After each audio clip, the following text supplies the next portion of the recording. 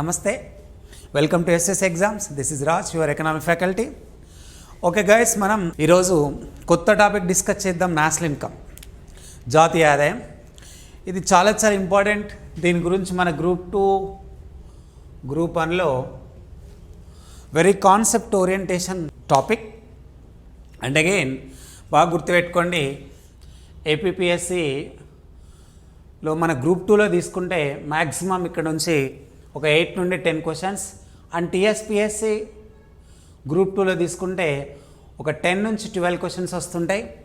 And again group 1 mains on Telangana, and again group 1 ప్రిలిమ్లో national income very important topic, and as well as UPSC. చాలామంది students జనరల్గా national income అంటే చాలా tough subject, tough topic. ఆ టాపిక్ మనకు రావడం కూడా కష్టంగా ఉంటుంది. ఎన్నిసార్లు చదివినా నేషనల్ ఇన్కమ్ అర్థం కావట్లే అని దీని గురించి చాలా డైలామాలు ఉంటారు జనరల్గా స్టూడెంట్స్. ఎందుకంటే ఎకానమీ అంటేనే నేషనల్ ఇన్కమ్ ఒక చాలా టఫెస్ట్ సిలబస్ అనేటువంటిది చాలామంది స్టూడెంట్స్లలో వాళ్ళ మైండ్లలో దీని గురించి ఒక నెగటివ్ ఉంటుంది జనరల్గా. బట్ నేను మీకు బాగా క్లియర్గా చెప్తున్నా guys, I have to believe me, no doubt at all. నేను చెప్పే నేషనల్ ఇన్కమ్ మీరు ద కాన్సెప్ట్ ఓరియంటేషన్తోనే క్లియర్గా నేను స్టార్ట్ చేస్తా. నేను చెప్పే నేషనల్ ఇన్కమ్ని ప్రతి వీడియోలో మీరు చూడండి. నేను మీకు ఐ కెన్ గివ్ అష్యూరెన్స్ 100%. ఒకవేళ 10 మార్క్స్ నేషనల్ ఇన్కమ్ నుంచి వస్తే 100% నువ్వు 10/10 ఆన్సర్ చేస్తావు. ఒకవేళ 8 క్వశ్చన్స్ వస్తే 8/8 ఆన్సర్ చేస్తావు, no doubt at all. But national income నేను చెప్పేటప్పుడు నువ్వు పర్ఫెక్ట్గా వీడియో, నేను చెప్పే content of word and concept of word. The national income అంటేనే ద కంటెంట్ అండ్ కాన్సెప్ట్ మీద ఆధారపడి ఉంటుంది. అంటే పదాలు ఏం చెప్తుంటుంది, కొంచెం ఇక్కడ మనకు ఎకనామిక్స్ సంబంధించినటువంటి ఒక కంటెంట్ కనబడుతుంటే ప్యూర్గా ద ఉత్పత్తి అంటే వినియోగం అంటే, దాని తర్వాత ఆదాయం అంటే స్థూల ఉత్పత్తి అంటే, నికర ఉత్పత్తి అంటే, తరుగుదల అంటే, ఇలాంటి కొన్ని ద డిఫరెంట్ కంటెంట్స్ కనబడుతుంటాయి. Actually we know everything these kind of words. We heard already what is the depreciation, తరుగుదల అంటే ఏంటి, స్థూల ఉత్పత్తి, we know everything this kind of word, no doubt at all. ఇవన్నీ మనకు తెలుసు. బట్ ఏంటంటే మనకు ఒక్కడ భయపడుతూ ఉంటాం నేషనల్ ఇన్కమ్. ఫస్ట్ నేను మీ అందరికి ఒక క్వశ్చన్ వేస్తున్నా, అసలు జాతీయ ఆదాయం అంటే ఏంటి సార్ అంటే, నేను మిమ్మల్ని క్వశ్చన్ వేస్తున్నా, జాతీయ ఆదాయం అంటే ఏంటిది అని అంటే, ఒకటే, ఒక వ్యక్తికి ఆదాయం ఉంటుంది, ఒక సంస్థకు ఆదాయం ఉంటుంది. ఒక వ్యక్తికి ఆదాయం ఉన్నట్టు, ఒక సంస్థకు ఆదాయం ఉన్నట్టు, ఒక రాష్ట్రానికి ఆదాయం ఉంటుంది. అదే రూపంలో ఒక దేశానికి కూడా ఆదాయం ఉంటుంది. ఒక వ్యక్తికి, ఒక సంస్థకి ఎలా అయితే ఆదాయం ఒక నెల రోజుల రూపంలో ఒక వ్యక్తికి ఎలా అయితే వస్తుంటుందో, బట్ ఎకానమీ ఎప్పుడైనా కూడా సంవత్సరిక ఆదాయం గురించి మాట్లాడుతుంది. నెల 15 రోజులు రోజువారీ ఆదాయం గురించి మాట్లాడేది. The economy tells about every annum of calculation. ప్రతి సంవత్సరం ఆదాయం గురించి మాత్రమే మాట్లాడుతుంటుంది. ఇప్పుడు ఒక సంవత్సరానికి ఒక వ్యక్తికి ఎంత ఆదాయం వస్తుందో, ఒక సంస్థకు సంవత్సరానికి ఎంత అయితే ఆదాయం వస్తుందో, ఒక దేశానికి కూడా ఎలా ఆదాయం వస్తుంది అనేటువంటిది చెప్పేదే జాతీయ ఆదాయం. కాబట్టి ఇక్కడ మీరు ఏం చూడండి అంటే, జాతీయ ఆదాయం అంటే నాకు అర్థం కాదు అనేటువంటిది నీ మైండ్ నుంచి హ్యావ్ టు రిమూవ్. ఫస్ట్ దాన్ని వదిలిపెట్టు. ఫస్ట్ మనకేంటి, ఇది కూడా కామన్ సబ్జెక్టే, కామన్ టాపికే అనేటువంటిది నేను మీతో చెప్పిస్తాను. కాబట్టి ఇక్కడ ఒక దేశంలో ఒక సంవత్సర కాలంలో ఒక దేశానికి ఎంత నిర్ణీతమైన కాలంలో ఎంత ఆదాయం వస్తుందని చెప్పేదే జాతీయ ఆదాయం. ఎందుకంటే మన ఇండియన్ యొక్క ఫైనాన్షియల్ ఇయర్ మనం తీసుకుంటే ఏప్రిల్ నుంచి మనకు మార్చ్ వరకు కనబడుతుంటుంది. ఏప్రిల్ 1 నుంచి మార్చ్ 31 వరకు ఒక యాన్యువల్ ఇయర్గా తీసుకున్నాం, ఒక ఆర్థిక సంవత్సరంగా తీసుకుందాం. కాబట్టి ఒక నిర్దిష్టమైన కాలము అంటే ఒక సంవత్సర కాలము అన్నట్టు. ఒక నిర్దిష్టమైన కాలం అంటే ఒక సంవత్సర కాలం. కాబట్టి ఒక సంవత్సర కాలంలో ఒక దేశానికి ఎంత ఆదాయం వస్తుంది అనేటువంటిది చెప్పేదే జాతీయ ఆదాయం. అందుకే దీన్ని మనం ఏం చెప్తాం డెఫినేషన్లో, ఒక సంవత్సర కాలంలో సంపాదించిన ఆదాయం జాతీయ ఆదాయం. ఒక సంవత్సర కాలంలో సంపాదించిన ఆదాయం జాతీయ ఆదాయం అంటే, ఒక దేశానికి ఆదాయం ఎలా వస్తుంటుంది, వ్యక్తుల ద్వారా రావచ్చు, సంస్థల ద్వారా రావచ్చు, అంటే వస్తుత్పత్తి సంస్థల ద్వారా రావచ్చు, వివిధ రంగాలలో తయారైనటువంటి వస్తుత్పత్తి మార్గాల ద్వారా రావచ్చు, పన్నుల ద్వారా రావచ్చు, ఉత్పత్తి సంస్థలకు ఇచ్చే సబ్సిడీతో వస్తుత్పత్తి పెరుగుదల ద్వారా రావచ్చు. ఇన్ని రకాల అంశాలతో వస్తుంది.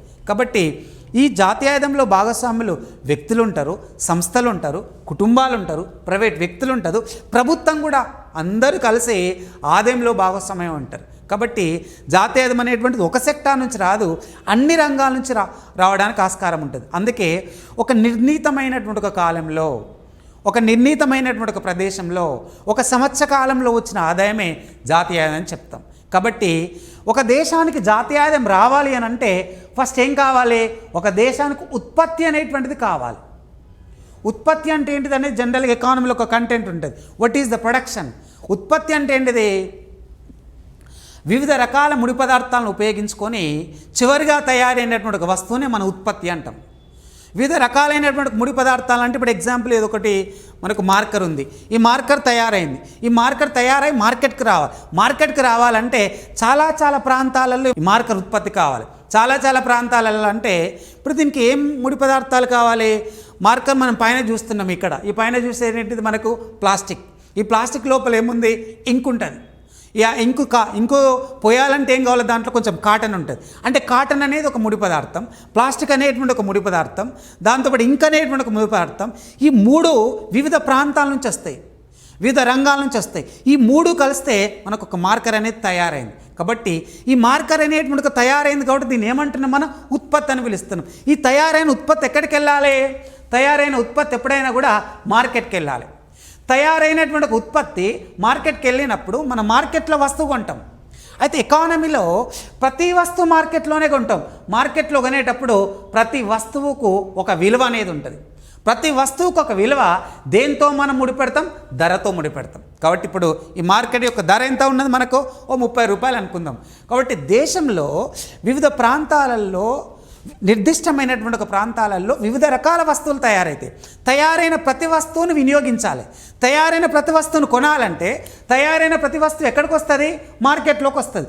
మార్కెట్లోకి వచ్చినప్పుడు ప్రతి దానిని ఏం చేస్తాం? మనం ధర ప్రకారం లెక్కిస్తాం. అందుకే దేశంలో తయారైన ప్రతి వస్తువును ద్రవ్యంతో లెక్కించగా వచ్చిన విలువ కూడా జాతీయాదమే. దేశంలో తయారైన ప్రతి వస్తువును మార్కెట్లో ఏదో ఒక ధర ప్రకారం లెక్కించగా వచ్చినటువంటి ఆదాయం కూడా జాతీయాదమే. అందుకే ఇలా ఒక దేశ భూభాగంలో తయారైన అంతిమ వస్తు సేవల మొత్తం విలువను, అంతిమ వస్తు సేవల మొత్తం విలువ అంటే దేంతో లెక్కిస్తాం? మనం జనరల్గా ధరచే లెక్కిస్తామన్నట్టు. కాబట్టి ఒక దేశ భూభాగంలో ఒక నిర్దిష్టమైనటువంటి కాలంలో తయారైనటువంటి ఒక మొత్తం వస్తు విలువను ధర ప్రకారం లెక్కించగా వచ్చిన విలువ జాతీయాదం. చూడండి, ప్రతి వస్తువు వినియోగించాలి, ప్రతి వస్తువు మనం కొనాలి, ప్రతి వస్తువు మనం కన్జమ్ చేయాలి. అంటే తయారైనటువంటి ఒక ప్రతి వస్తువు మార్కెట్లోకి వస్తుంది. మార్కెట్లోకి వచ్చినటువంటి విలువను మనమే ఎందుకు కొనాలి అంటే ఒక ఎకానమీ ఎప్పుడు కూడా మనిషి యొక్క కోరికల మీద ఆధారపడి ఉంటుంది. మనిషి యొక్క కోరికలు అంటే చూడండి, ఇప్పుడు నేను టీచర్ను, నేను టీచింగ్ చేయడం అనేటువంటి నా కోరిక, టీచింగ్ చేయడం అనేటువంటి నా కోరిక. కాబట్టి నేను టీచ్ చేయాలంటే ఏం చేయాలి? మార్కర్తో రాస్తూ ఎక్స్ప్లెయిన్ చేయాలి. అంటే నా కోరిక టీచింగ్, నా కోరిక. కాబట్టి నా కోరిక తీరాలి అంటే అప్పుడు నాకు ఏం కావాలి? మార్కర్. మంచిలు తాగడం అనేటువంటిది మనకు అవసరం, అన్నం తినడం అనేటువంటిది అవసరం, సినిమా చూడడం అనేటువంటిది కోరిక, పుస్తకం చదవడం అనేటువంటిది కోరిక. ఇలా ప్రతి ఒక్క మనిషి యొక్క కోరికల మీదనే ఎకానమీ ఆధారపడి ఉంటుంది. ఆ కోరికలను ఆధారం చేసుకొనే ఒక దేశంలో వస్తువులు తయారవుతుంటాయి, దేశంలో వస్తుత్పత్తి జరుగుతుంటుంది. కాబట్టి తయారైన ప్రతి వస్తువు ఎక్కడికి వెళ్తుంది? మార్కెట్. ఇప్పుడు వస్తుత్పత్తి చేయాలి అని అంటే ఎవరు కావాలి? కారకులు కావాలి. అంటే వస్తుత్పత్తిలో పాల్గొనే వాళ్ళు కావాలి. వస్తుత్పత్తి చేయాలంటే ఎవరు కావాలి? కారకులు. ఈ కారకులు వస్తుత్పత్తిలో పాల్గొనడం జరుగుతుంటుంది. కారకులు ఎప్పుడైతే వస్తుత్పత్తిలో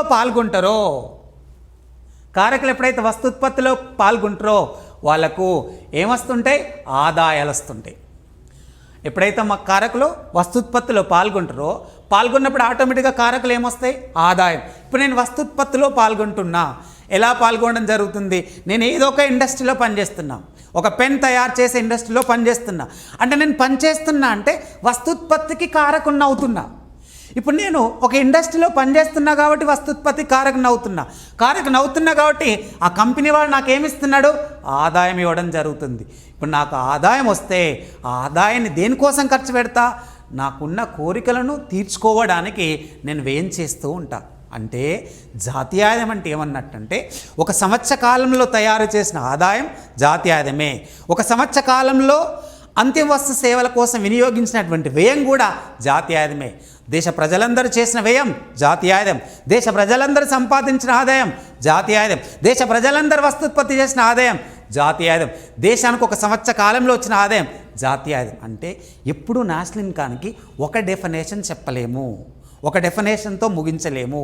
ఎందుకంటే వచ్చే ఆదాయం జాతీయ ఆదాయమే, ఉత్పత్తి ద్వారా వచ్చే ఆదాయం జాతీయ ఆదాయమే, దేశంలో ప్రజలందరూ ప్రతి వస్తువు వినియోగించుకోగా వచ్చినటువంటి ఆదాయం కూడా జాతీయ ఆదాయం. అవి క్లియర్ గాయస్? కాబట్టి మనం ఎప్పుడు కూడా నేషనల్ ఇన్కమ్ని ఒక డెఫినేషన్తో చెప్పకూడదు. కాబట్టి ఇప్పుడు నేను మీ అందరిని అడుగుతుంటున్నా, అసలు నేషనల్ ఇన్కమ్ వల్ల నువ్వేం నేర్చుకుంటావు?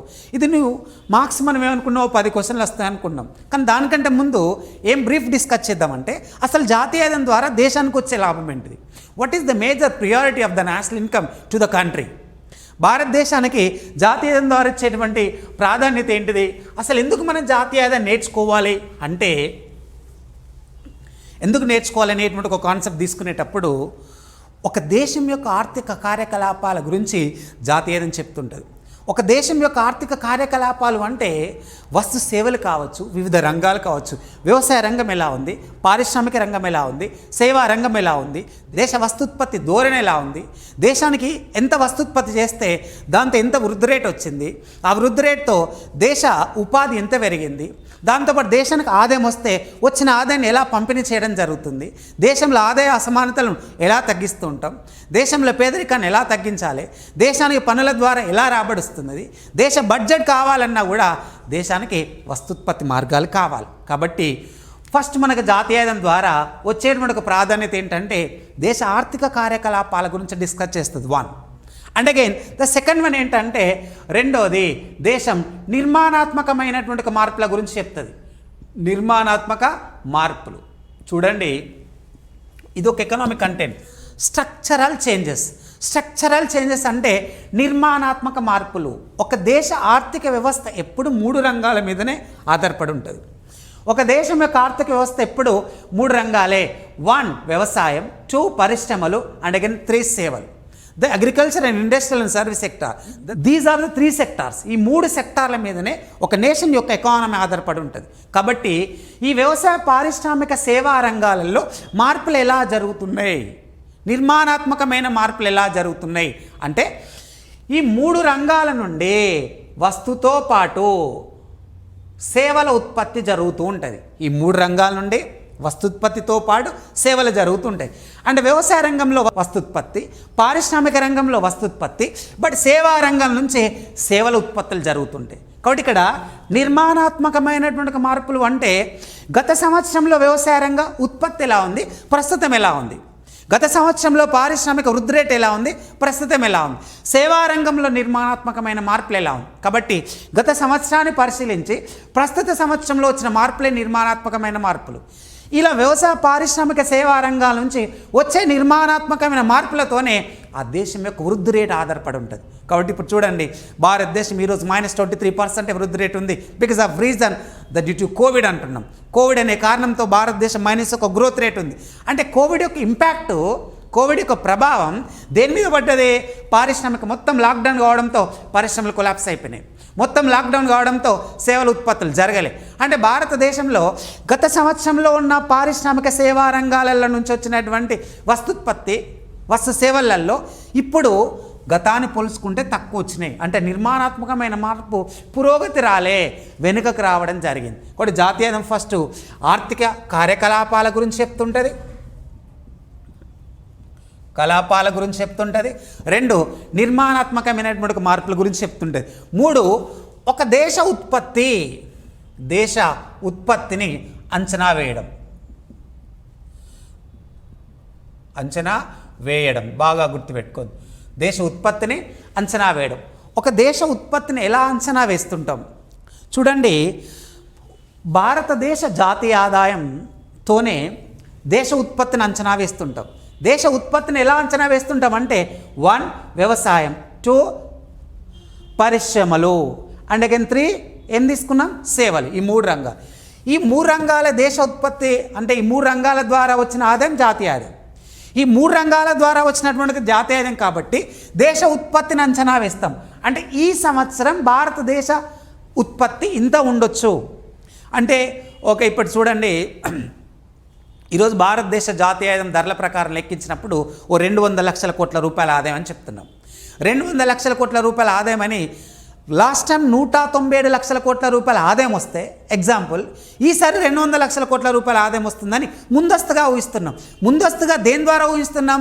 జాతీయ ఆదాయం ద్వారాను అంచనా వేయడం జరుగుతుంది. ఈ జాతీయ ఆదాయం ద్వారా దేశ ఉత్పత్తిని ఎప్పుడైతే అంచనా వేస్తామో ఈ దేశ ఉత్పత్తితో ప్రపంచంలో మనం ఎక్కడ ఉన్నాం, ఏ స్టేజ్లో ఉన్నామని చెప్పేది. ఈరోజు చెప్పచ్చు, మనము 2018 సంవత్సరంలో ప్రపంచంలోని 5వ అతిపెద్ద ఆర్థిక వ్యవస్థ కలిగిన దేశం భారతదేశం.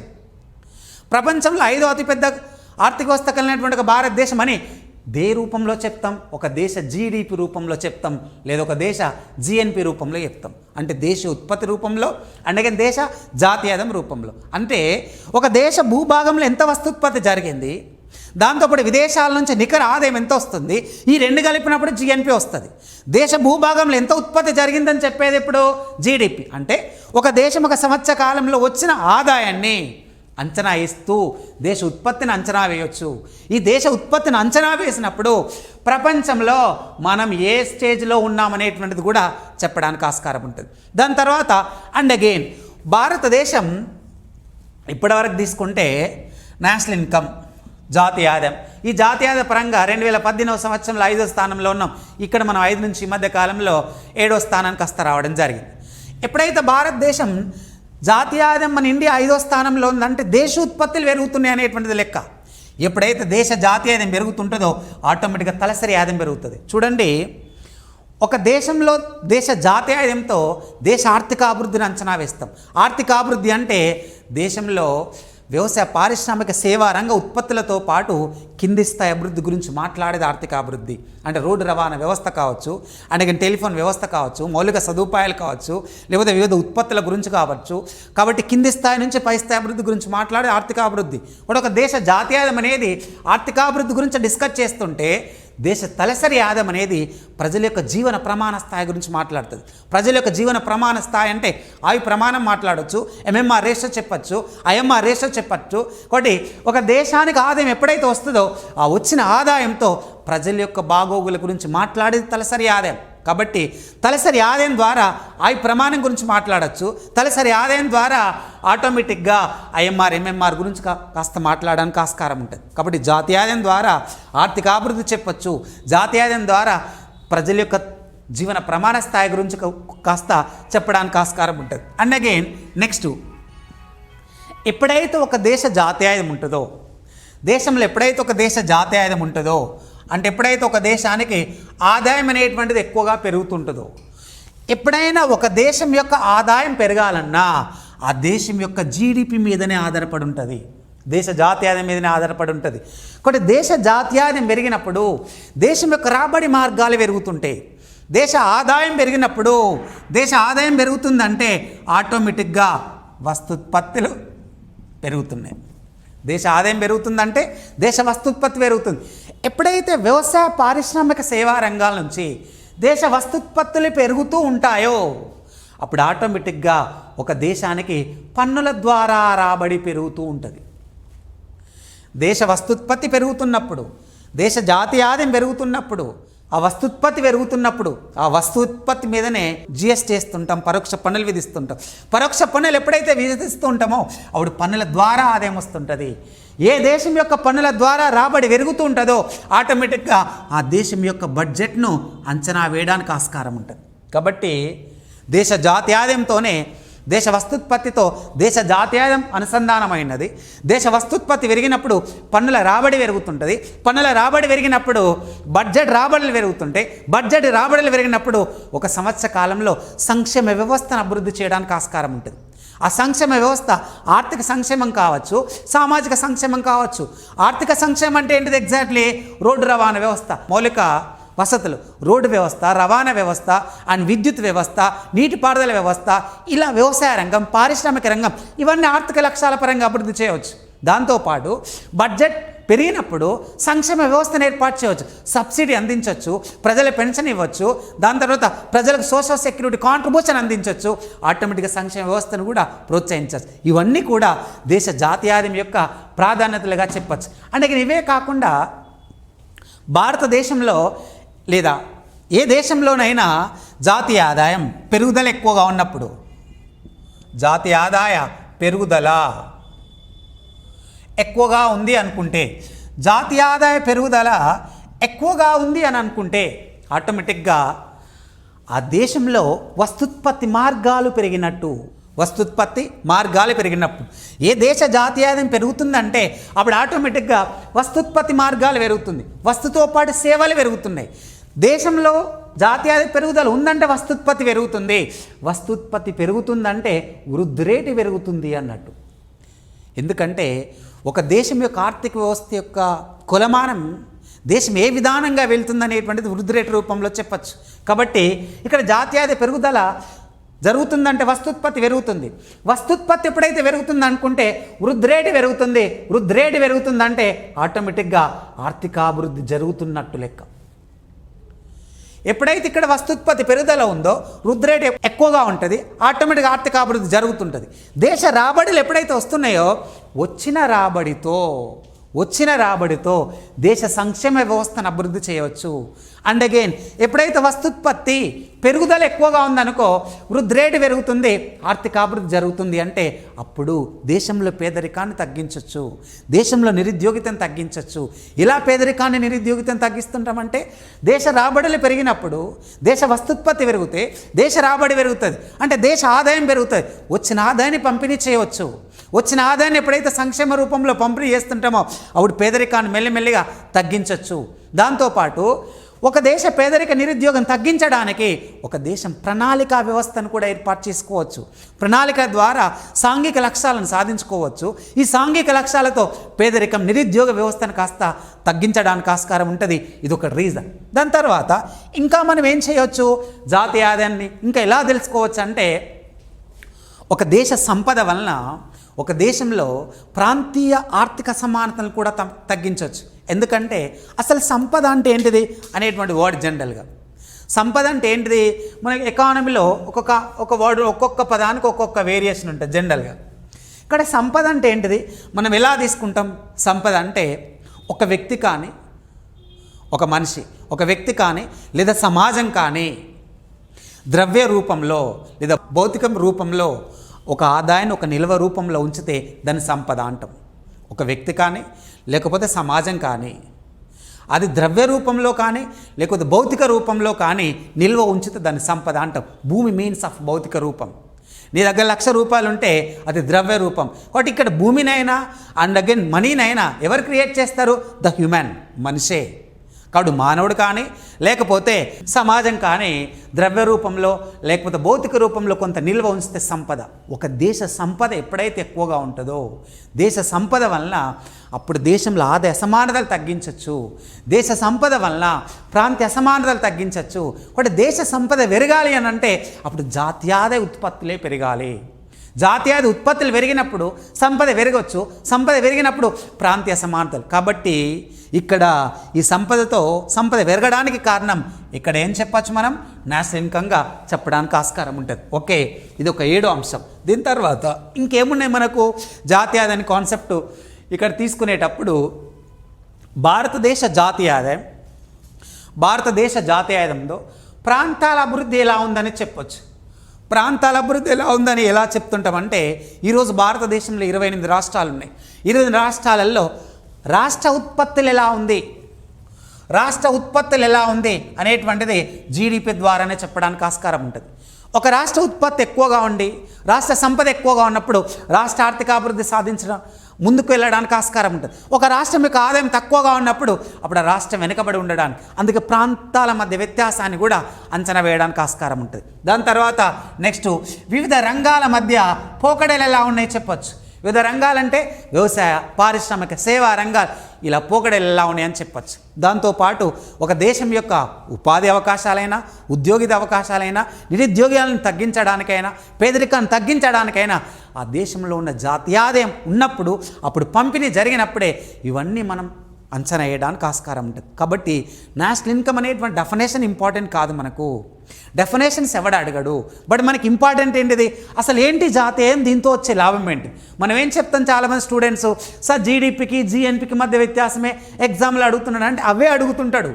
బట్ నేను నీకు ఇక్కడ బ్రీఫ్గా ఈ యొక్క వీడియో ఎందుకు చేసిన అంటే చాలామందికి నేషనల్ ఇన్కమ్ యొక్క ఇంటర్నల్ కాన్సెప్ట్ తెలియదు. ఏం చదువుతాం? ఒకటే డెఫినేషన్ చదువుతాం. ఒక దేశంలో సంవత్సర కాలంలో తయారైన వస్తు సేవల విలువ జాతీయ ఆదాయం. ఒక నిర్దిష్టమైనటువంటి ఒక ప్రాంతంలో ద్రవ్య రూపంలో లెక్కించగా వచ్చిన జాతీయ ఆదాయం. దేశ ప్రజలందరూ చేసిన ఖర్చు జాతీయ ఆదాయం. ఇది అన్ని డెఫినేషన్స్. ఈ డెఫినేషన్స్ ఎవడు అడగడు. బట్ మనకేం తెలియాలి? The concept of national income is important. అంటే ఒక దేశ జాతీయ ఆదాయం ద్వారా ప్రయోజనాలు ఏముంటాయి, ఈ ప్రయోజనాలు తెలిసిన తర్వాత ఇప్పుడు మనం ఏం డిస్కస్ చేద్దామంటే, అసలు నువ్వు నేషనల్ ఇన్కమ్ నేను 10/10 ఆన్సర్ చేయొచ్చు అని చెప్పాను. నీకు 10/10 నువ్వు ఆన్సర్ చేయొచ్చు అని చెప్పా.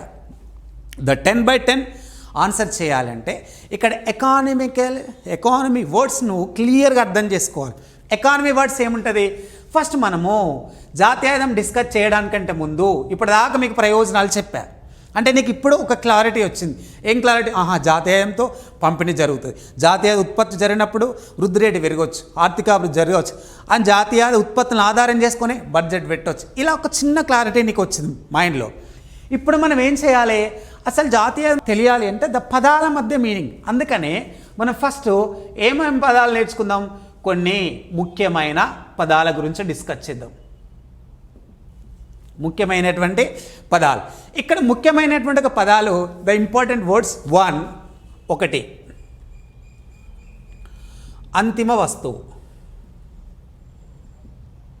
2 మధ్యంతర వస్తువు. అంతిమ వస్తువు అంటే మధ్యంతర వస్తువు. పరోక్ష పన్నులు,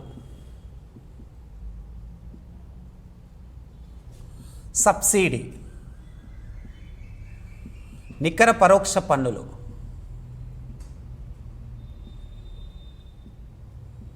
నికర పరోక్ష పన్నులు, స్థిర మూలధనం, తరుగుదల, స్థూల ఉత్పత్తి,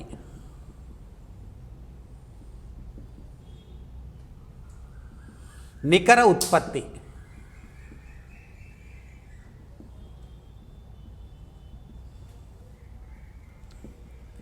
అండ్ నిల్వ,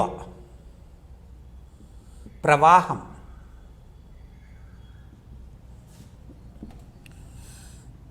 దేశోత్పత్తి,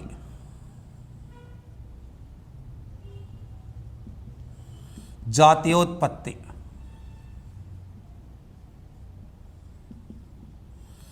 నికర విదేశీ కారక ఆదాయం.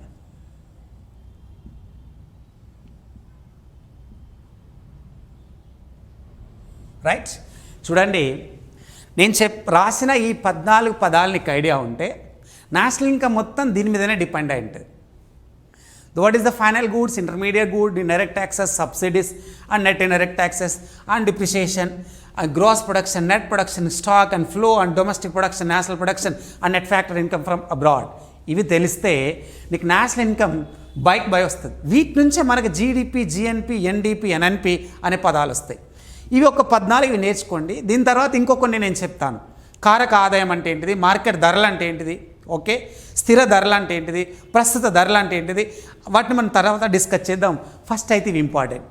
ఈ 14తో పాటు ఇంకొక 4 పదాలు నేర్చుకుంటే నేషనల్ ఇన్కమ్ మొత్తం దీని మీద డిపెండ్ అయి ఉంటుంది. చూడండి, జాతీయ ఆదాయం మనం 50-60 గంటలు చదవాల్సిన అవసరం లేదు.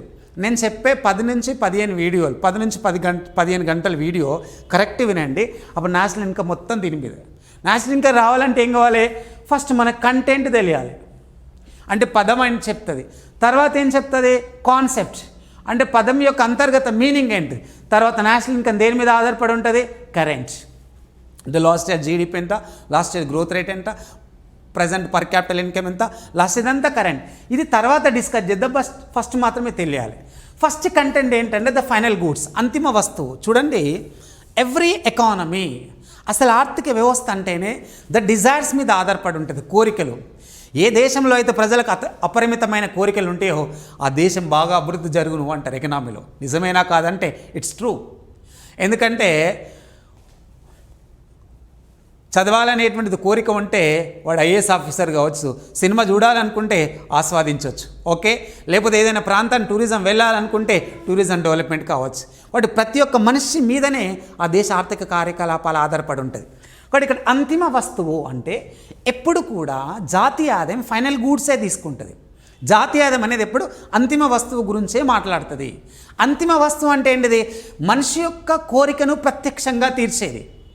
మనిషి యొక్క కోరికను ప్రత్యక్షంగా తీర్చేదంటే అంతిమ వస్తువు. ఇప్పుడు ఎగ్జాక్ట్లీ నేను పెన్ రాస్తున్నా, పెన్ ఉంటేనే వైట్ బోర్డు మీద రాయగలుగుతున్నా, పెన్ ఉంటేనే నేను మీకు ఎక్స్ప్లెయిన్ చేయడం జరుగుతుంది. కాబట్టి నా కోరిక అనేది చదువు చెప్పాలి. ఆమె టీచర్, ఆమె టీచింగ్. కానీ టీచింగ్ చేయాలంటే నాకు ఏం కావాలి? ఒక పెన్ అనేటువంటిది ఉంటుంది. అప్పుడే నాకు కోరిక తీరడానికి ఆస్కారం ఉంటుంది. ఆకలేస్తుంది, ఇప్పుడు అన్నం తినాలనేటువంటి నీ కోరిక ఉన్నది. కాబట్టి నీకు దగ్గర ఏముండాలి? ఒక ఫిజికల్ ఆర్టికల్ ఉండాలి, భౌతికమైన పదార్థం ఉండాలి, అన్నం ఉండాలి. అన్నం ఉన్నప్పుడు అప్పుడు ఆకలి అనేటువంటి ఒక కోరిక తీరడానికి ఆస్కారం ఉంటుంది. కాబట్టి ఇక్కడ అంతిమ వస్తువు అంటే ప్రతి ఒక్క మనిషి యొక్క కోరికలు తీర్చేటువంటిది అంతిమ వస్తువు. కాబట్టి ఎప్పుడైనా జాతీయ ఆదాయంలో అంతిమ వస్తువే తీసుకుంటాం. ఇప్పుడు సెల్ ఫోన్ వాడాలి అంటే మన ఫోన్ అనేటువంటిది, ఫోన్ వాడడం మన కోరిక. కాబట్టి మన దగ్గర ఏముండాలి? ఫోన్ ఉండాలి. ఫోన్తో పాటు ఏముండాలి? నెట్వర్క్లో బ్యాలెన్స్ ఉండాలి. అంటే బ్యాలెన్స్ ఉండాలంటే నీ దగ్గర ఏముండాలి? మనీ ఉండాలి. అటువంటి మనీ ఉన్నప్పుడు ఫోన్ కొంటావు, ఆటోమేటిక్గా బ్యాలెన్స్కి రావడానికి ఆస్కారం ఉంటుంది. కాబట్టి ఇప్పుడు ఎప్పుడైనా జాతీయ ఆదాయంలో అంతిమ వస్తు సేవల గురించి మాట్లాడుతుంది. ఈ అంతిమ వస్తు సేవల విలువను ఎప్పుడైనా అంతిమ వస్తువు ఎక్కడ దొరుకుతుంది? మార్కెట్లోనే దొరకవచ్చు. పెన్ అనేటువంటి మార్కెట్లో దొరకవచ్చు, అందుకని ఫోన్ అనేటువంటిది మార్కెట్లోనే దొరకచ్చు. మార్కెట్ అంటే ఏంటిది? కొనుగోలు అమ్మకాలు జరిపే ప్రాంతం మార్కెట్. కాబట్టి ఇప్పుడు జాతీయ ఆదాయం మార్కెట్ ధరల ప్రకారం లెక్కిస్తాం. అనేక మార్కెట్ ధర ఉన్నప్పుడే జాతీయ ఆదాయానికి ఒక అర్థం అనేది ఉంటుంది. కాబట్టి ఇక్కడ అంతిమ వస్తు సేవలు ఒకటి జాతీయ ఆదాయంలో ఎప్పుడు మనం అంతిమ వస్తు సేవలే తీసుకుంటాం. జాతీయ ఆదాయంలో ఎప్పుడు కూడా మధ్యంతర వస్తువును తీసుకోం. Intermediate good. మధ్యంతర వస్తువు అంటే ఏంటిది? ఒక వస్తువు తయారు కావడానికి అవసరమైన ముడి పదార్థమే మధ్యంతర వస్తువు, లేదా ఒక వస్తుత్పత్తిలో పాల్గొనేదాన్ని మధ్యంతర వస్తువు అని పిలుస్తాం. కాబట్టి ఇక్కడ నేను పట్టుకున్న మార్కర్ తయారు కావాలి అంటే ఏమేమి మధ్యంతర వస్తువులు ఉన్నాయి? జనరల్గా 1 ప్లాస్టిక్ ఉంది, అందుకని ఇంక్ ఉన్నది, ఒకే లోపల ఉన్న మనకు కొంచెం కాటన్ ఉంది. కాబట్టి ఇప్పుడు మనకు ఒక మార్కర్ అనేటువంటిది అంతిమ వస్తువు. ఈ అంతిమ వస్తువు తయారు కావడానికి ఎవరెవరు ఉన్నారు? The plastic and ink and again cotton. కాబట్టి ఇక్కడ మధ్యంతర వస్తువు. అయితే ఎప్పుడు కూడా జాతీయ ఆదాయంలో మధ్యంతర వస్తువును లెక్కించరు, అంతిమ వస్తువునే లెక్కిస్తారు. ఎందుకంటే ఎప్పుడైతే ఆ జాతీయ ఆదాయంలో మధ్యంతర వస్తువును లెక్కిస్తామో అప్పుడు ఒక వస్తువును 2 సార్లు లెక్కించినట్టు అవుతుంది. జాతీయ ఆదాయం లెక్కించేటప్పుడు ఒక వస్తువును ఒకసారి లెక్కించాలి, ఒక వస్తువును 2 సార్లు లెక్కించకూడదు. ఒక వస్తువును ఒకసారి లెక్కించినప్పుడు ఒక విలువ వస్తుంది, ఒకే వస్తువును 2 సార్లు లెక్కిస్తే 2 విలువలు వస్తాయి. ఇది రీజన్. కాబట్టి ఎప్పుడైనా కూడా ఏం లెక్కించాలి?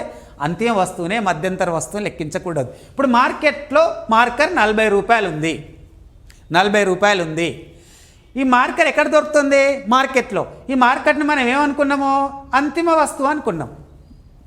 బట్ ఇక్కడ అంతకంటే ముందు 3 మధ్యంతర వస్తువులలో ప్లాస్టిక్ 20 రూపాయలు, ఇంకొక 10 రూపాయలు, కాటన్ 10 రూపాయలు అని లెక్కించాం అనుకో. దీని విలువ ఎంత అయింది? 40. ఈ మధ్యంతర విలువ ఎంత? 40. మార్కెట్లో మార్కర్ విలువ ఎంత? 40. ఈ 2 కలిపి లెక్కించాం అనుకో, యాక్చువల్ అప్పుడు ఎంత అవుతుంది? 80 అవుతుంది. అప్పుడు మనం మార్కర్ లెక్కిద్దామా, ఇవి లెక్కిద్దామా అంటే ఇప్పుడు ఏది తీసుకోవాలి? మనకు అంతిమ వస్తువునే తీసుకోవాలి. దాని తర్వాత పరోక్ష పన్నులు. చూడండి, ఒక దేశ రాబడిలో పరోక్ష పన్నుల పాత్ర ఉంటుంది. ఎందుకంటే ఏ దేశానికైతే రాబడి ఉంటుందో అప్పుడు ఆ దేశం వ్యయం చేస్తుంది, ఆ వ్యయమే అభివృద్ధికి నాంది. ఎప్పుడైతే ఎక్స్పెండిచర్ లేదో అప్పుడు మన డెవలప్మెంట్ అనే కాన్సెప్ట్ కనబడింది. కాబట్టి ఇక్కడ పరోక్ష పన్నులు, జాతీయ ఆదాయంలో ఎప్పుడు కూడా పరోక్ష పన్నుల భాగం ఉంటుంది. ఎందుకంటే తయారు చేసిన వస్తువును మన మార్కెట్లో అమ్మాలి. మార్కెట్లో వస్తువు మీద విధించే పన్నే పరోక్ష పన్ను అంటాం. పన్నులు 2 రకాలు, ప్రత్యక్షం, పరోక్షం. వస్తువులు సేవల మీద విధించే పన్నులు పరోక్ష పన్నులు, వ్యక్తి యొక్క ఆదాయం మీద విధించే పన్ను ప్రత్యక్ష పన్ను. కాబట్టి ఇక్కడ మనం ఏం డిస్కస్ చేస్తున్నాం? పరోక్ష పన్నులు. కాబట్టి ఇక్కడ పరోక్ష పన్నులు అంటే ఎక్కడి నుంచి వసూలు చేస్తున్నాం మనం? మార్కెట్. ఎందుకంటే మార్కెట్లోనే వస్తువు దొరుకుతున్నది. కాబట్టి పరోక్ష పన్నులు మార్కెట్లో విధించడంతో వస్తుత్పత్తి ద్వారా అదనా రాబడి రావడం జరుగుతుంది. కాబట్టి పరోక్ష పన్నులు ఎప్పుడు జాతీయ ఆదాయంలో భాగమే. దాని తర్వాత నెక్స్ట్ సబ్సిడీ. చూడండి, ప్రతిసారి ప్రభుత్వం వస్తువు మీద పన్నేసి మార్కెట్లో అమ్మది. కొన్నిసార్లు ప్రభుత్వం ఏం చేస్తుందంటే వస్తు సంస్థలు ప్రోత్సహించడానికి, కారకాల ఆదాయం పెంచడానికి, వస్తు సంస్థలు ప్రోత్సహించడానికి ప్రభుత్వం కొన్నిసార్లు ఏం చేస్తుంది అంటే సబ్సిడీలు ఇస్తుంది. అంటే ఇప్పుడు చూడండి, వస్తుత్పత్తిని పెంచడానికి కొన్నిసార్లు ఏం చేస్తుంది ప్రభుత్వం? సబ్సిడీలు ఇస్తుంది. సబ్సిడీ అంటే ఇప్పుడు యూరియా కంపెనీస్ ఉన్నాయి అనుకోండి, ఫర్టిలైజర్ కంపెనీస్ ఉన్నాయి. ఫర్టిలైజర్స్ కంపెనీ నుండి ఫర్టిలైజర్ తయారవుతుంది. ఫర్టిలైజర్ కంపెనీ నుంచి ఏదో ఒక ఫర్టిలైజర్ తయారై మార్కెట్లో అమ్ముతున్నాం. కానీ మార్కెట్లో వ్యవసాయ రంగాన్ని ప్రోత్సహించడానికి ఫర్టిలైజర్ కంపెనీలో తయారైన ధరను తీసుకొచ్చి మార్కెట్లో ఎగ్జాక్ట్లీ అమ్మరు.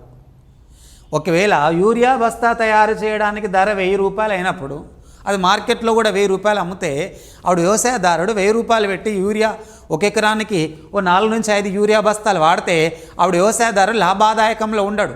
ఆవిడ వ్యవసాయం ఎవరు చేయదు. అందుకని గవర్నమెంట్ ఏం చేస్తుంది? వ్యవసాయ రంగాన్ని ప్రోత్సహించడానికో, పారిశ్రామిక రంగాన్ని ప్రోత్సహించడానికో, లేదా ఒక్కొక్కసారి దేశ ప్రజల ఆదాయం తక్కువగా ఉన్నప్పుడు సబ్సిడీలు ఇస్తూ ఉంటుంది. ఈ సబ్సిడీలతో ఏంటిది? వస్తుత్పత్తులు ప్రోత్సాహం జరగడం, సబ్సిడీల ద్వారా కారకాల ఆదాయం పెరుగుతుంటుంది. కాబట్టి కొన్నిసార్లు జాతీయ ఆదాయంలో సబ్సిడీలు బాగా ఉంటాయి. సబ్సిడీలతో ఏం జరుగుతుంది? వస్తుత్పత్తిని ప్రోత్సహించడం. పరోక్ష పన్నుల ద్వారా ఏం జరుగుతుంటుంది? జాతీయ ఆదాయ రాబడిని పెంచడానికి ఆస్కారం ఉంటుంది. దాని తర్వాత నెక్స్ట్ నికర పరోక్ష పన్నులు. నికర పరోక్ష పన్నులు అంటే ఏంటిదంటే నెట్ ఇండైరెక్ట్ ట్యాక్సెస్ అంటే అసలు పరోక్ష పన్నుల ద్వారా ఎంత రాబడి వచ్చింది, సబ్సిడీల ద్వారా ఎంత వస్తుత్పత్తి జరిగింది. అందుకే పరోక్ష పన్నుల నుండి సబ్సిడీలను తొలగిస్తే వచ్చే ఆదాయమే నికర పరోక్ష పన్నులు. ఇక్కడ ఏం చూడండి, పరోక్ష పన్నుల నుండి సబ్సిడీ తీసేస్తే వచ్చే ఆదాయం ఏంటిది? నికర పరోక్ష పన్నులు. ఇది ఏంటి సార్ అర్థం కాలే అనేది మీకు కన్ఫ్యూజ్ ఉండొచ్చు. ప్రభుత్వం పన్నులు విధిస్తూ ఉంటుంది. ప్రభుత్వానికి పన్నుల ద్వారా వచ్చిన ఆదాయం ఎగ్జాక్ట్లీ ఎన్ని కోట్లు అనుకుందాం? 1000 కోట్ల రూపాయలు అనుకుందాం. పన్నుల ద్వారా వచ్చిన రాబడి 1000 కోట్ల రూపాయలు. పన్నుల ద్వారా వచ్చిన రాబడి 1000 కోట్ల రూపాయలు అయితే ప్రభుత్వం ఏం చేస్తుంది? కొన్నిసార్లు సబ్సిడీలను ప్రకటిస్తుంది. అంటే ప్రభుత్వం సబ్సిడీలను ప్రకటించడం జరుగుతుందంటే ప్రభుత్వం యొక్క ఆదాయం తగ్గుతుంది అన్నట్టు. 1000 రూపాయలు ఉన్న సిలిండర్ను గవర్నమెంట్ ఏం చేస్తుంది? 800కే ఇస్తుంది. యాక్చువల్లీ 1000 రూపాయలకు తయారైన సిలిండర్ గవర్నమెంట్ 800కే ఇస్తుందంటే 200 రూపాయలు ఎవరు భరిస్తున్నారు? ప్రభుత్వం భరిస్తున్నది. అంటే 200 రూపాయలు ఎవరు సబ్సిడీ పొందుతున్నారు? ప్రజల సబ్సిడీ. అప్పుడు 2000 రూపాయలు ఒకవేళ తయారైన గ్యాసే 1000 రూపాయలు అయ్యి 500 రూపాయలు ప్రభుత్వం పన్నేసి మార్కెట్లో అమ్మిందనుకో, అప్పుడు ఎవడు గ్యాస్ వాడాడు? ఎవడు గ్యాస్ వాడంటే మళ్ళీ కట్టెల పొయ్యిలు వస్తాయి. మళ్ళీ కట్టెల పొయ్యి వచ్చింది అనుకో, మళ్ళీ గ్రీన్ అంటే భూమి మళ్ళీ పొల్యూటెడ్గా మారుతుంటుంది. కాబట్టి గవర్నమెంట్ కొన్నిసార్లు ఏం చేస్తుంది? శ్రేయస్సు పెంచడానికి, వస్తుత్పత్తి పెంచడానికి, ఉపాధి పెంచడానికి సబ్సిడీలు ఇస్తుంది. కాబట్టి వచ్చిన పన్నుల ద్వారా వచ్చిన ఆదాయం ఎంత? 1000 కోట్లు. సబ్సిడీల ద్వారా పోయిన ఆదాయం ఎంత? 500 కోట్లు. అప్పుడు ప్రభుత్వం దగ్గర నికరంగా పన్నుల ద్వారా వచ్చింది ఎంత? ఎగ్జాంపుల్ 500 కోట్లు. అందుకే పరోక్ష పన్నుల నుండి సబ్సిడీ తీసేస్తే వచ్చే ఆదాయం ఏంటిది? నికర పరోక్ష పన్ను. నికర పరోక్ష పన్నుల ద్వారా వచ్చిన ఆదాయమే వాస్తవ పరోక్ష రాబడి అని చెప్పాలి. మొత్తం పరోక్ష రాబడి 1000 కోట్లు అనుకుంటే సబ్సిడీ 500 రూపాయలు అయినప్పుడు వాస్తవంగా మనకి ఎంత వచ్చింది నికర పరోక్ష పన్నులు? ఇలా. దీని తర్వాత స్థిర మూలధనం, ఫిక్స్డ్ క్యాపిటల్. మూలధనం అంటే ఏంటిది అనేది తెలియాలి జనరల్. ఫిక్స్డ్ క్యాపిటల్ ఒక వ్యక్తి లేదా ఒక సమాజం ద్రవ్య రూపంలో కానీ ఆస్తుల రూపంలో కానీ ఒక ప్రాంతంలో నిల్వ ఉంటే మూలధనం అని పిలుస్తాం. ఈ మూలధనం అంటే ఏముండొచ్చు? భూములు ఉండొచ్చు, భవనాలు ఉండొచ్చు. ఇది ఫిజికల్. భూములు, భవనాలు, ఇంట్లో టీవీ ఉండొచ్చు, లేకపోతే ఒక బుల్లెట్ బైక్ ఉండొచ్చు, లేకపోతే కారు ఉండొచ్చు. ఇవన్నీ ఫిక్స్డ్ క్యాపిటల్స్, స్థిర మూలధనాలు. కాబట్టి ఇప్పుడు ప్రతి ఒక్క వ్యక్తికి ఏదో ఒక స్థిర మూలధనం ఉంటుంది. ఒకటి స్థిర మూలధనం అని పిలుస్తుంటాం. కాబట్టి ఈ స్థిర మూలధనాలు జాతీయ ఆదాయంలో భాగంగా ఉంటాయి. మూలధనాలు ఇప్పుడు ఒక మిషనరీ ఉంది, ఒక ఇండస్ట్రీ ఉంది, అది క్యాపిటల్గా తీసుకుంటాం. ఒక మిషనరీ అనేటువంటి క్యాపిటల్గా తీసుకుంటాం. ఏదైనా ఒక మన ఇంట్లో చాలా రకాల వస్తువులు ఉంటాయి. అంటే ఇప్పుడు 1,00,000 రూపాయలు పెట్టి బండి కొంటే ఒక స్థిర మూలధనం, ఓ 2 లక్షలు పెట్టి కారు కొంటే ఒక స్థిర మూలధనం, అంటే 1 కోటి రూపాయలు పెట్టి ఇల్లు కొంటే అది స్థిర మూలధనం. ఈ స్థిర మూలధనాలు ఏం చేస్తుంటాయి అంటే వస్తుత్పత్తిలో పాల్గొంటాయి. వస్తుత్పత్తులు అంటే 1 కోటి రూపాయలు పెట్టి ఇల్లు కొన్నవాడు కట్టినవాడు ఏం చేస్తాడు? ఇంట్లో ఉంటాడు. అంటే ఇప్పుడు ఆడు ఇంట్లో ఉండడం జరుగుతుంది. 1,00,000 రూపాయలు పెట్టి బండి కొన్నవాడు ఏం చేస్తాడు? బైక్ నడుపుతుంటాడు. అంటే ఆ స్థిర మూలధనం ఏం చేస్తున్నది? మనకు ఉపయోగపడడం జరుగుతుంది. భూమి ఏం చేస్తుంది? వస్తుత్పత్తిని ప్రోత్సహిస్తుంది. భూమి అనే స్థిర మూలధనం. కాబట్టి భూమిని మనం దున్నినప్పుడు ఆహార ధాన్యాలు దిగుబడి వస్తుంది, అంటే వస్తుత్పత్తిని ప్రోత్సహిస్తాను. కాబట్టి వస్తుత్పత్తిలో పాల్గొనేటువంటి వాటిని స్థిర మూలధనాలని పిలుస్తాం. కాబట్టి స్థిర మూలధనాలు ఏముండొచ్చు? చాలా ఉండొచ్చు. భూములు ఉండొచ్చు, భవనాలు ఉండొచ్చు, అండ్ మెషనరీ ఉండొచ్చు. కాబట్టి ఇప్పుడు ఈ స్థిర మూలధనం ఎప్పుడైనా వస్తుత్పత్తిలో పాల్గొన్నప్పుడు అరుగు తరుగుదలకు గురవుతుంది. బాగా ఇక్కడ డిప్రిషియేషన్ అంటే ఏంటిది? అరుగు తరిగిపోవడం. ₹1,00,00,000 పెట్టి బిల్డింగ్ కొన్నాడు, 20 లేదా 30 సంవత్సరాల సర్వీస్ ఇచ్చింది. దాని తర్వాత భవనం కూడా కొన్ని సంవత్సరాల తర్వాత కురుస్తూ ఉంటుంది. అదే భవనం కురవడానికి కారణం ఏంటంటే ఆ భవనం మనకు సేవలు ఇచ్చేటప్పుడు సన్ రైజ్, సూర్యరశ్మి కానీ, గాలి కానీ, వర్షం కానీ మనకు రాకుండా చేస్తుంది. వాటిని అడ్డగించడం జరుగుతుంది. అప్పుడు ఆటోమేటిక్గా ఆ భవనం అనేటువంటిది అప్పుడప్పుడు పెంకులు ఊడుతుంటాయి. అంటే అది వస్తుత్పత్తిలో పాల్గొనడం జరుగుతుంది. భూమి అంటే భవనం కూడా అరుగు తరుగుదలకు గురవుతుంది. మనం బైక్ వాడుతున్నాం, ఈ బైక్ ₹1,00,000 పెట్టి బైక్ వాడడం జరుగుతుంది. ఈ బైక్ మనకు సేవ ఇస్తుంది. సేవ ఇచ్చేటప్పుడు అరుగు తరిగిపోతూ ఉంటుంది. కాబట్టి దేశంలో స్థిర మూలధనాలు ఎప్పుడైతే వస్తుత్పత్తిలో పాల్గొన్నప్పుడు అరుగు తరుగుదల గురవుతుంది. ఆ అరుగు తరుగుదలనే మనం ఇక్కడ ఏమంటున్నాం? తరుగుదల అని పిలవడం జరుగుతుంది. ఇక్కడ బాగా జాతీయతంలో ఏం తీసుకోవాలి? అంతిమ వస్తువే తీసుకోవాలి. ఏం తీసుకోకూడదు? మధ్యంతర వస్తువుని తీసుకుంటే ఏం జరుగుతుంది?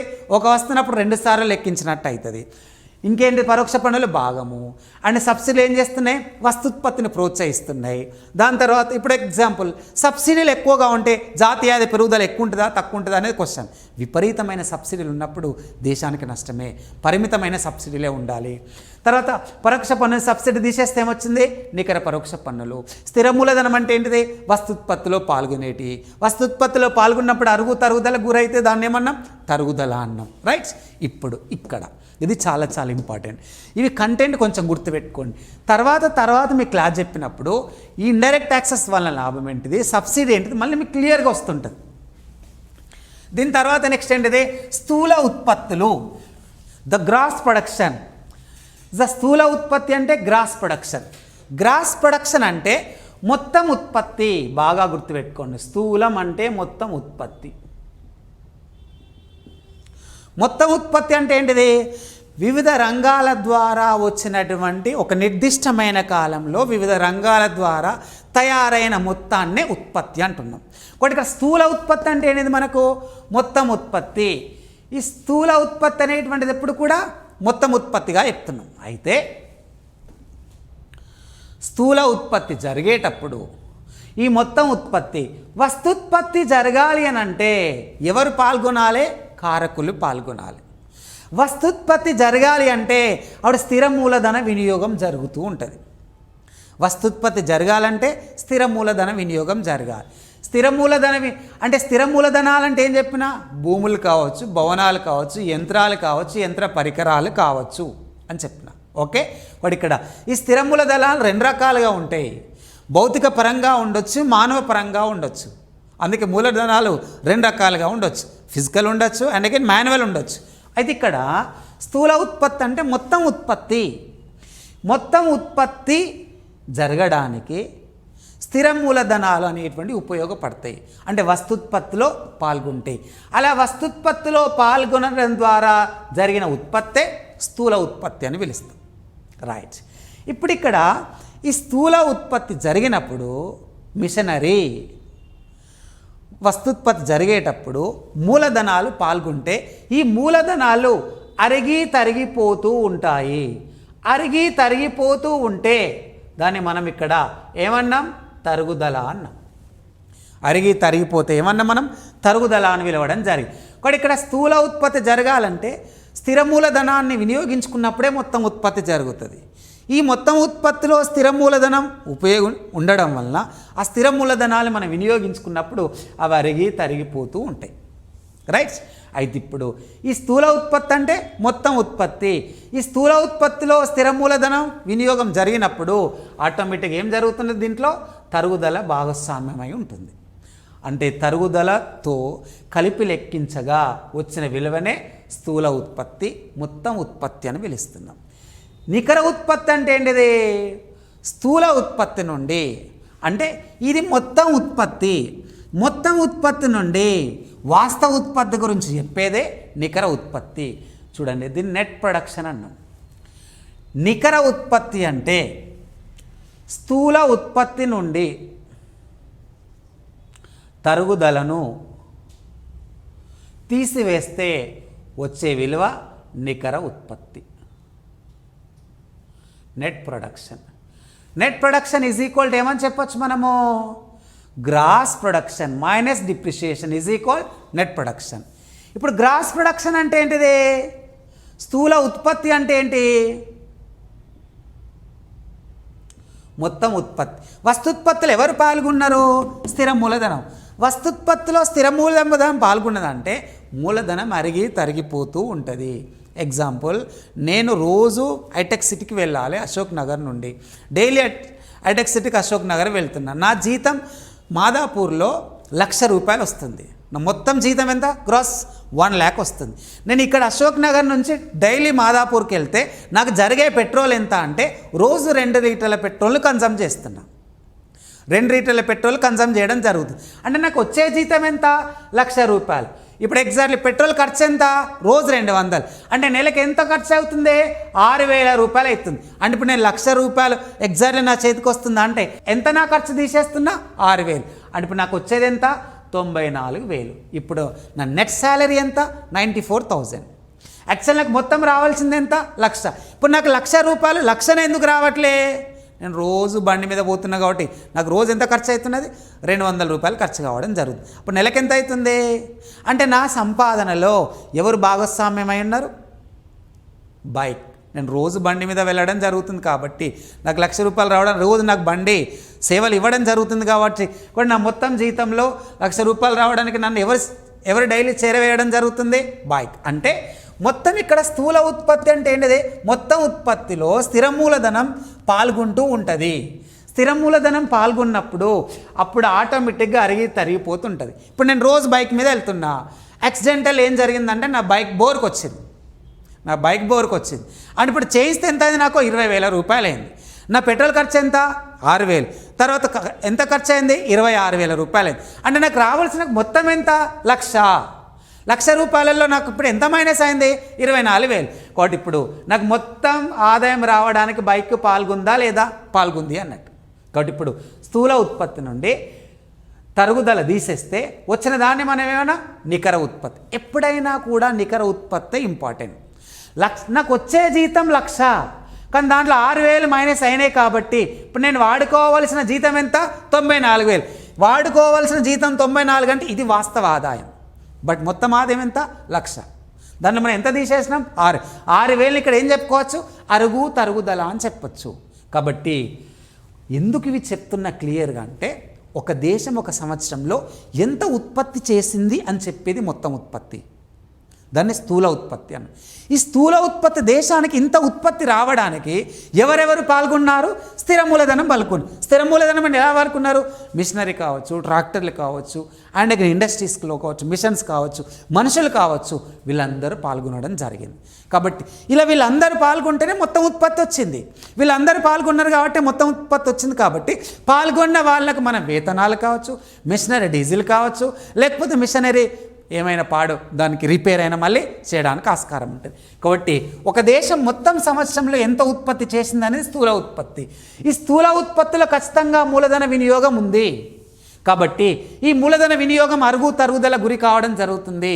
కాబట్టి ఎప్పుడైనా స్థూల ఉత్పత్తిలో తరుగుదల కలిసి ఉంటుంది, నికర ఉత్పత్తిలో తరుగుదల ఉండదు.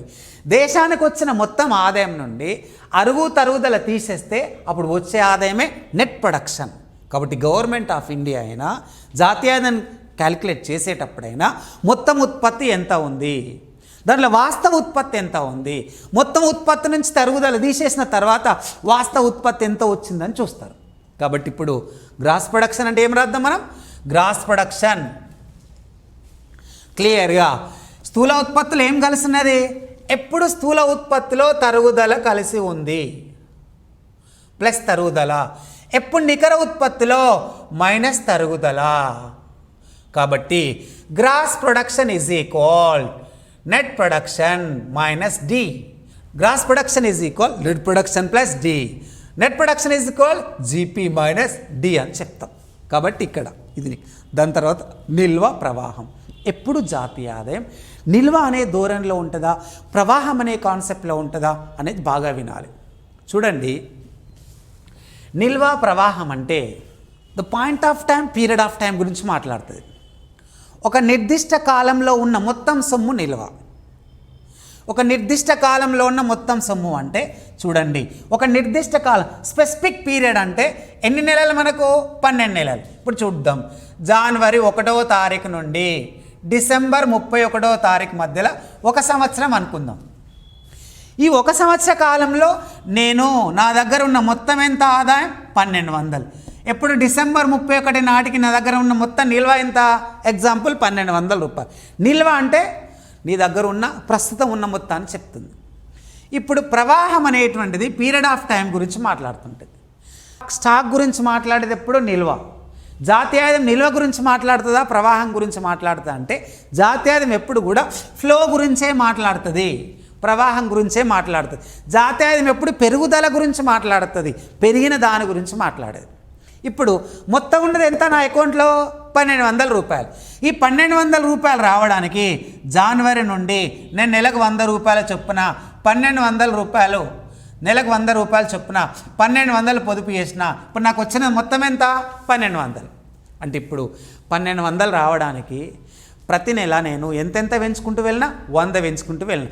100 పెంచుకుంటూ వెళ్తేనే చివరికి నాకు ఎంత అయింది? 1200. అంటే ఈ నిల్వ గురించి చెప్పేది ఎవరు? మొత్తం గురించి ఇక్కడ స్టాక్ గురించి మాట్లాడేది ఎప్పుడు కూడా నిల్వ. అంటే ఒక నిర్దిష్టమైన కాలంలో, ఒక సంవత్సరంలో ఉన్నది ఎంత మొత్తం? 1200. ఈ సంవత్సరంలో నేను నెలకు 100 చేసినప్పుడే ఎంత అయింది మనకు? 1200 అయింది. అంటే ఇప్పుడు జాతీయాదం ఎప్పుడు కూడా ప్రవాహం ఎంతెంత పెరగడం జరుగుతుంది అని చెప్తుంది. ఇది ప్రవాహం. తర్వాత ఏంటిది? దేశీయోత్పత్తి. ఇది చాలా చాలా ఇంపార్టెంట్. ఏంటి? Domestic production. దేశీయోత్పత్తి అంటే దేశీయుడు అని ఒక పదం గురించి మాట్లాడదాం. దేశోత్పత్తి. ఓకే, దేశీయుడు. ఒక దేశ భూభాగం అంటే భారతదేశం ఉంది. భారతదేశం ఒక దేశ భూభాగంలో తయారైన ఉత్పత్తే దేశోత్పత్తి. అంతే, బాగా గుర్తుపెట్టుకోండి. దేశోత్పత్తి అంటే ఒక భూభాగము. దేశం అంటేనే ఒక భూభాగం.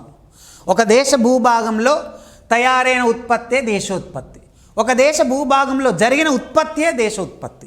ఒకటి ఇక్కడ ఈ దేశోత్పత్తి అనేటువంటి ఒక పదాన్ని వాడినాం కాబట్టి ఈ దేశ భూభాగంలో తయారైన ఉత్పత్తి దేశోత్పత్తి. కాబట్టి ఈ దేశోత్పత్తి ఎవరిచే జరగవచ్చు?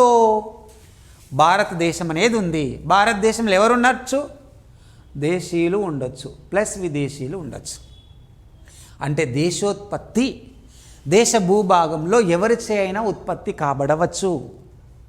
దేశోత్పత్తి ఎప్పుడు భూభాగంలో తయారైన ఉత్పత్తి గురించి మాట్లాడుతుంది. ప్రజలు ఎవడు ఎంతెంత ఉత్పత్తి చేసిందని మాట్లాడేది.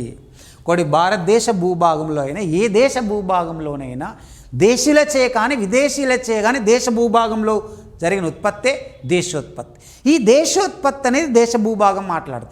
విదేశాలలో జరిగిన ఉత్పత్తి గురించి మాట్లాడేది. అంటే జాతీయోత్పత్తి. జాతీయోత్పత్తి అంటే ఏంటిది?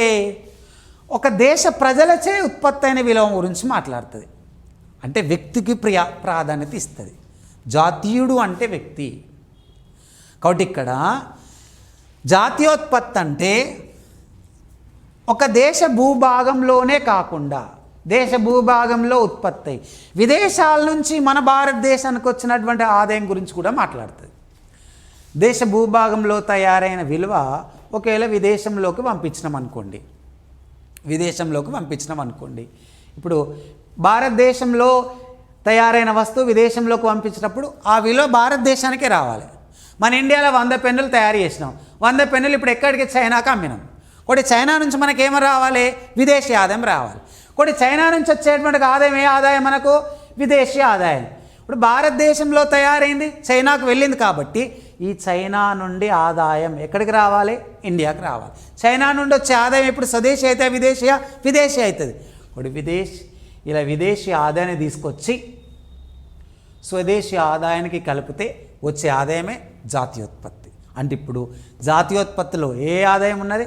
దేశీయ ఆదాయం ప్లస్ విదేశీ ఆదాయం ఉన్నది. ఓకే, ఇప్పుడు జాతీయోత్పత్తిలో ప్రజలచే తయారైన ఉత్పత్తి జాతీయోత్పత్తి, దేశ భూభాగంలో తయారైన ఉత్పత్తి దేశోత్పత్తిగా చెప్తాం. ఓకే, కాబట్టి ఇప్పుడు ఇవి నేను మీకు ఇప్పటివరకు చెప్పినటువంటి ఒక వీడియోలో ఇవన్నారు. తర్వాత నేను ఈ పదాల గురించి డిస్కస్ చేద్దాం ఇంకా క్లియర్గా నెక్స్ట్ వీడియోలో. దేశోత్పత్తి, జాతీయోత్పత్తి, నికర విదేశీకారక ఆదాయం, ఇంకా కొన్ని కాన్సెప్ట్స్ చెప్తా. ఎప్పుడైతే ఈ కాన్సెప్ట్ తెలుస్తుందో అప్పుడు నేషనల్ ఇన్కమ్ అనేటువంటిది nothing. Okay guys, thank you, నమస్తే.